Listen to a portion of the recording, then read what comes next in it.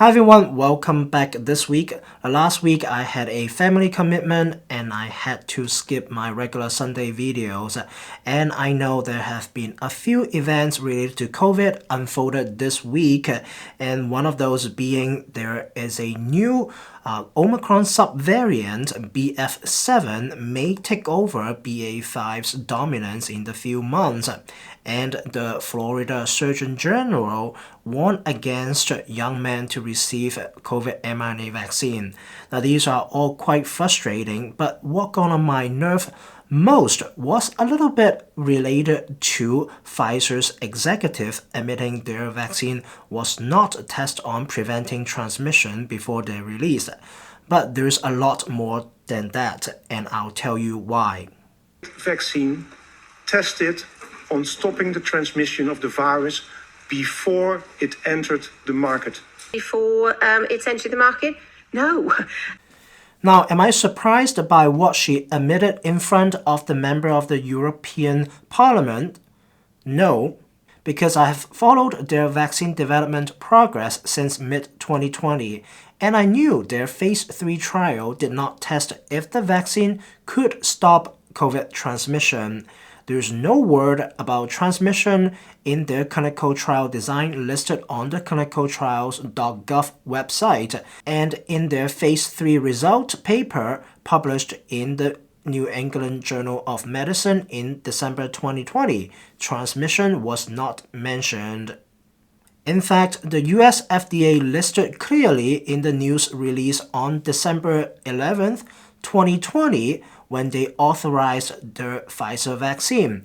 It stated that at this time, data are not available to make a determination about how long the vaccine will provide protection, nor is there evidence that the vaccine prevents transmission of SARS-CoV-2 from person to person. So apparently, the US FDA and other drug and vaccine regulatory agencies in the world were okay with Pfizer not providing any data about how their vaccine could prevent transmission at that time. What I'm frustrated with is that Pfizer, which is one of the biggest financial gainer in the past 2 years, still have not published anything related to how their vaccine could reduce or stop transmission. One of the most thorough summaries on COVID vaccines and preventing transmission was published in February 2022 in the BMJ.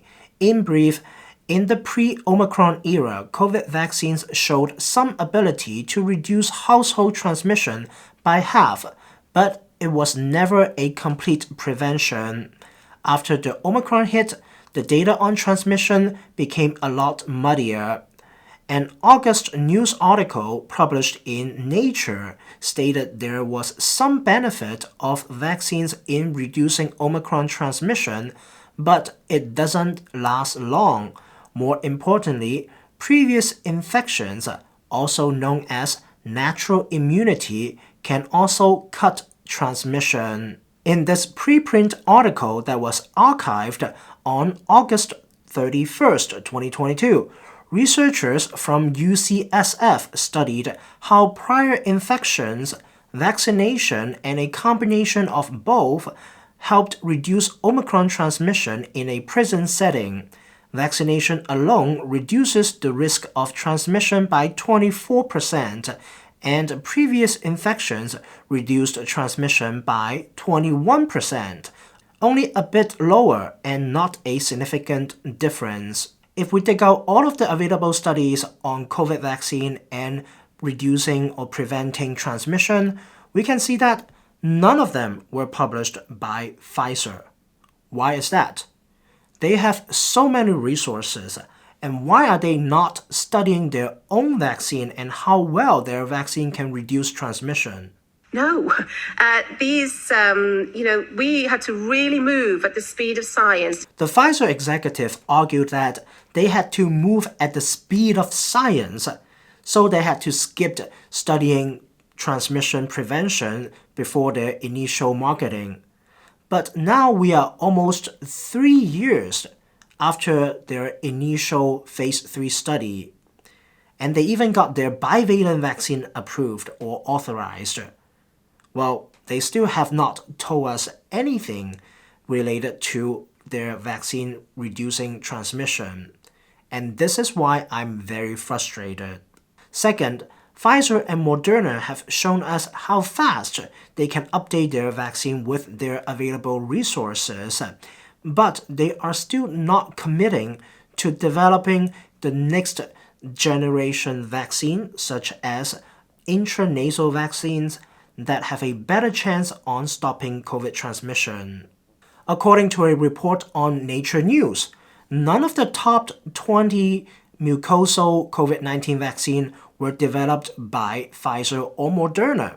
I mean, if they can easily create a patch to upgrade the vaccine slightly and the government is buying them, why would they develop something that may put the end to their product cycle, right?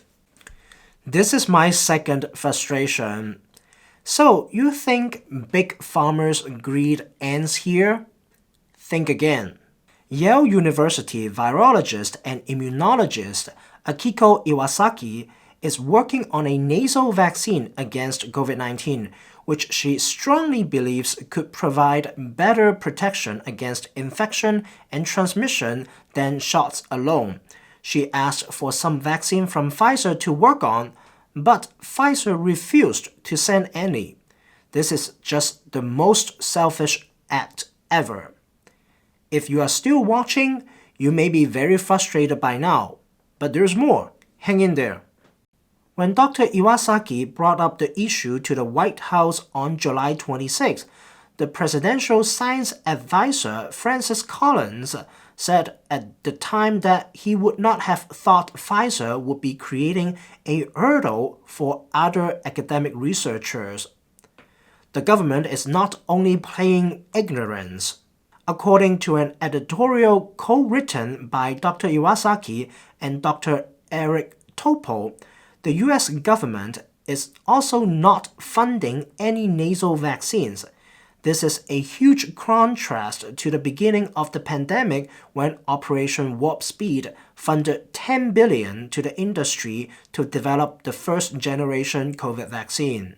To an outsider, it almost looked like the government favors the industry a lot more than hard-working academic scientists like Dr. Iwasaki. This is my third frustration. Talking about Dr. Iwasaki, she's also a leading researcher on studying long COVID and long-lasting vaccine side effects, and I'll be going over some of her research in my future videos.